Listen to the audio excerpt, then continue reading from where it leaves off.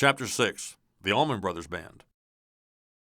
Just after the new year in 1971, a lot of people at school were buying tickets for an upcoming show by the Allman Brothers Band in Atlanta's Municipal Auditorium on Saturday, January 16, 1971.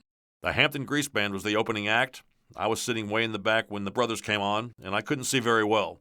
Their second album, Ida Wild South, had just been released, and some of that music was ringing familiar. My most definite recollection is of hearing In Memory of Elizabeth Reed with the lights casting a lazy blue haze over the stage and auditorium. There would still be visions of that night for me at any of the band's later shows.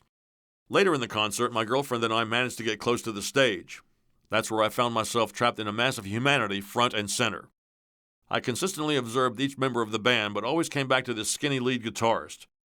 He was generating silent commands to the other band members, and they were all focused on him.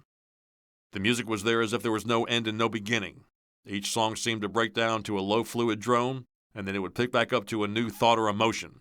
I was also extremely intrigued by the small glass bottle this lead guitarist was intermittently placing and removing from his left hand. This was my first time seeing slide guitar played up close.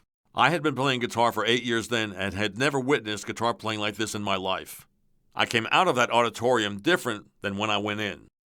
Something definitely changed. I was literally ruined for life in a good way.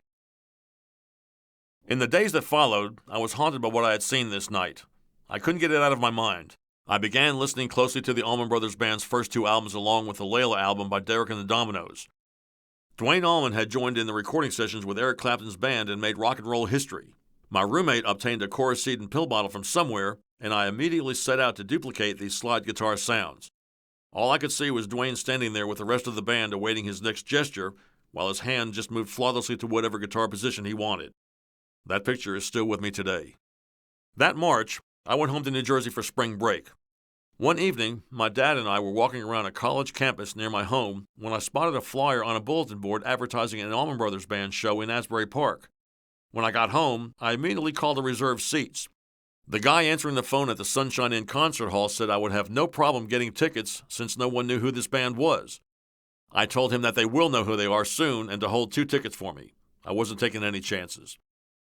When Saturday night rolled around, it was an exciting time. No one was available to go to the show with me. I was getting pretty fed up with people asking me if I was talking about the Osmond Brothers while explaining that the show was with the Allman Brothers. Finally, a schoolmate showed up to go with me. Of course, he had no idea what was going on. The opening band was a bunch of crazy guys that had thrown a show together on short notice the day before.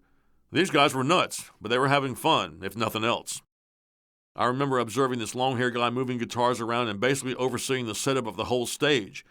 When they finally were in position to play, one of the band members pulled a rope, causing a wooden sign over the stage to flip down on hinges. The sign read, Dr. Zoom and the Sonic Boom.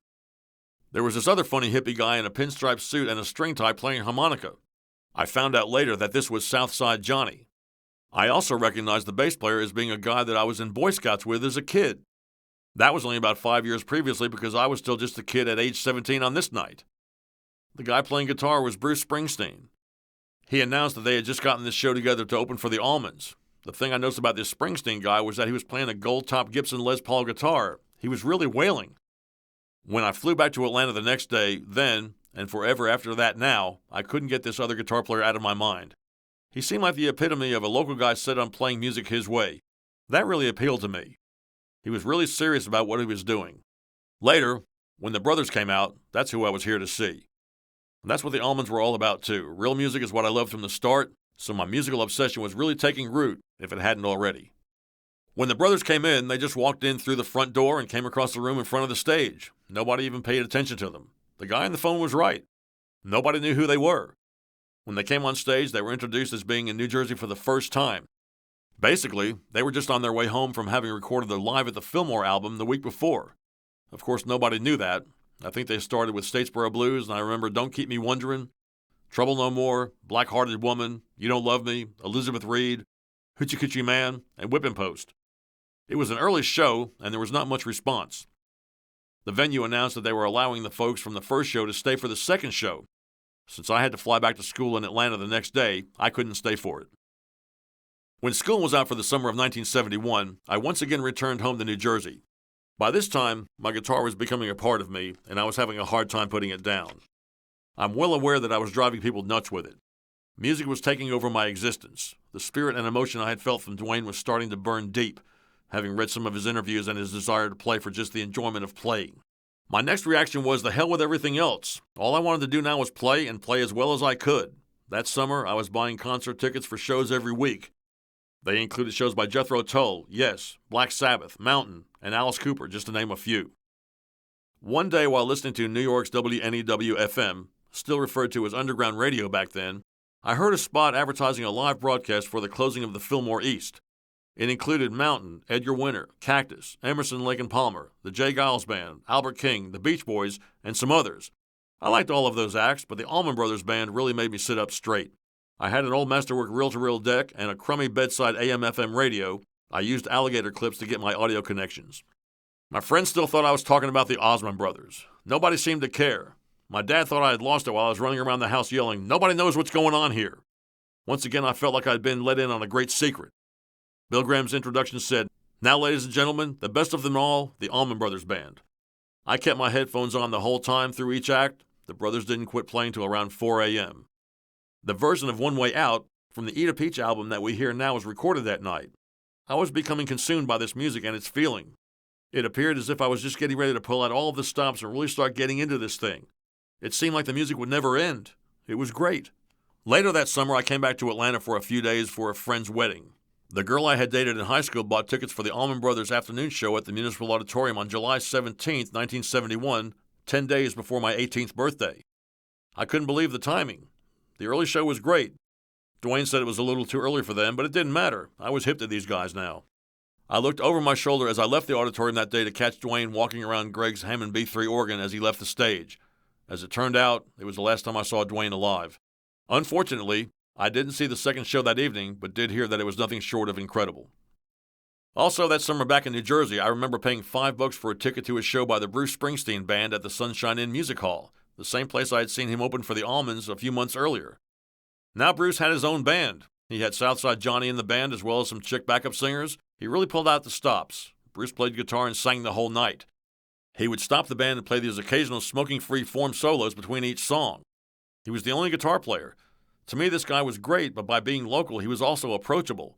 The crowd was a local cult following. These people knew who Bruce was, a hip crowd of friends and local fans.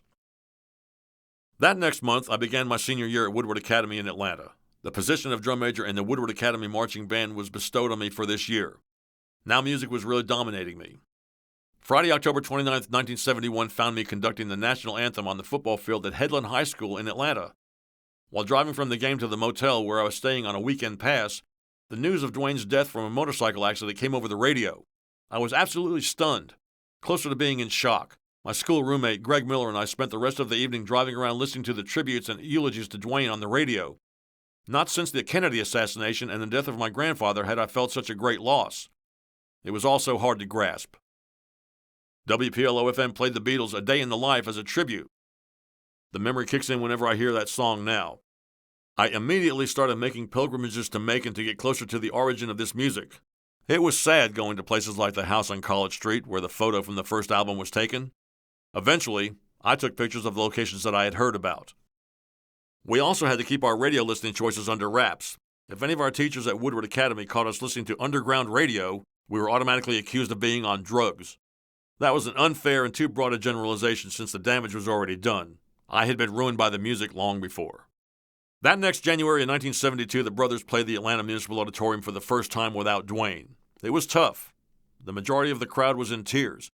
In February, I managed to go to Macon to hear the brothers in the auditorium there. The great power and tone of Barry Oakley's bass playing was mesmerizing. That was the last time I saw Barry alive. Having graduated and returned home to New Jersey in late May, the news of Barry's death from a similar motorcycle accident hit the national news that next November in 1972 over WNEW-FM in New York City. It was a shocking reality. At 19, it seemed that I was learning that grief was going to be a big part of getting older. That next June of 1973, after a year in the Northeast, I packed up and headed back to Georgia.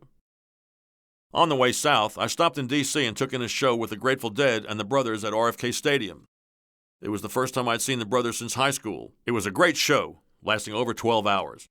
The last thing I saw on the way out of the stadium was Dickey Betts jamming with Jerry Garcia. My friend and I then got in my van and headed out into the Virginia darkness, not knowing what I was in for. Heading south with nothing but my guitar was a scary feeling.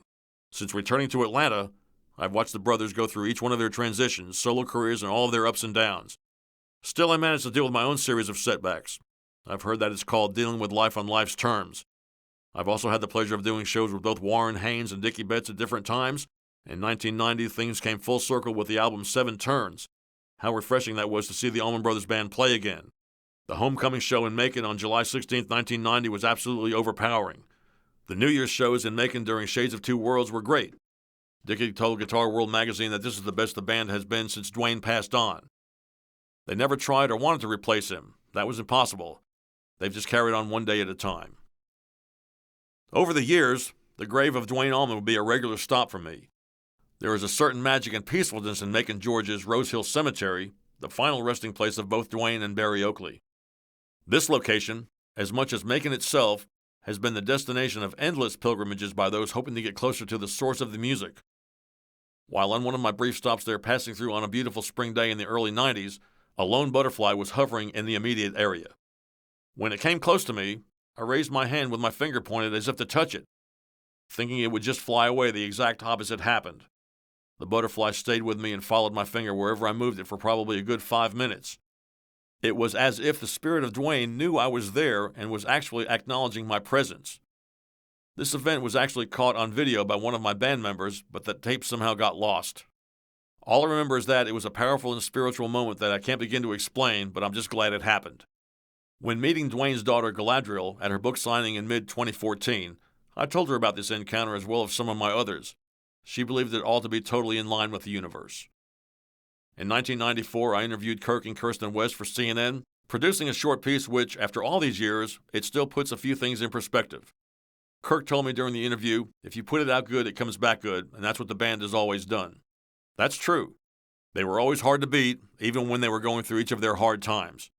I remember an article from the 70s that said, even on a bad night, they were still damn good. Mama Louise and Red Dog told me they missed the old times. Unfortunately, Red Dog is no longer with us. The ABB did their final show in 2014 in New York City after a 45-year run.